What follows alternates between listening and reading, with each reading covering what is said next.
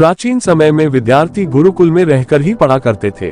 बच्चे को शिक्षा ग्रहण करने के लिए गुरुकुल में भेजा जाता था। बच्चे गुरुकुल में गुरु के सानिध्य में आश्रम की देखभाल किया करते थे और अध्ययन भी किया करते थे। वरदराज को भी सभी की तरह गुरुकुल भेज दिया गया। वहां आश्रम में अपने साथियों के साथ घुलने मिलने लगा, लेकिन वह पढ़ने में बहुत ही कमजोर था। गुरुजी की कोई भी बात उसके बहुत कम समझ में आती थी। इस कारण सभी के बीच वह उपहास का कारण बनता है।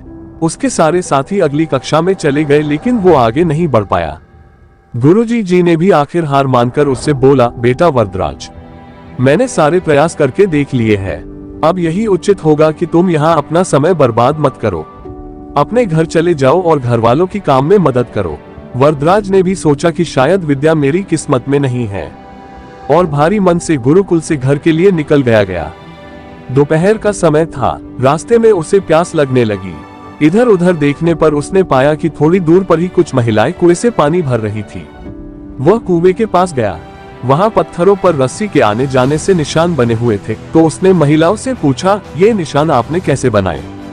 तो एक महिला ने जवाब दिया, बेटे ये निशान हमने नहीं बनाए, ये तो पानी खींचते समय इस कोमल रस्सी के बार बार आने जाने से ठोस पत्थर पर भी ऐसे निशान बन गए हैं।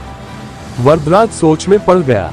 उसने विचार किया कि जब एक कोमल से रस्सी के बार बार आने जाने से एक ठोस पत्थर पर गहरे निशान बन सकते हैं, तो निरंतर अभ्यास से मैं विद्या ग्रहण क्यों नहीं कर सकता। वरदराज ढेर सारे उत्साह के साथ वापस गुरुकुल आया और अथक कड़ी मेहनत की। गुरुजी ने भी खुश होकर भरपूर सहयोग किया।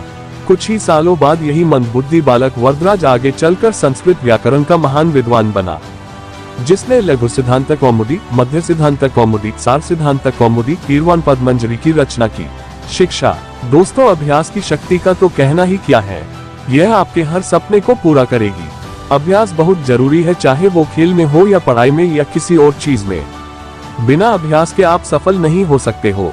अगर आप बिना अभ्यास के केवल किस्मत के भरोसे बैठे रहोगे, तो आखिर में आपको पछतावे के सिवा और कुछ हाथ नहीं लगेगा। इसलिए अभ्यास के साथ धैर्य, परिश्रम और लगन रखकर आप अपनी मंजिल को पाने के लिए जुट जाए।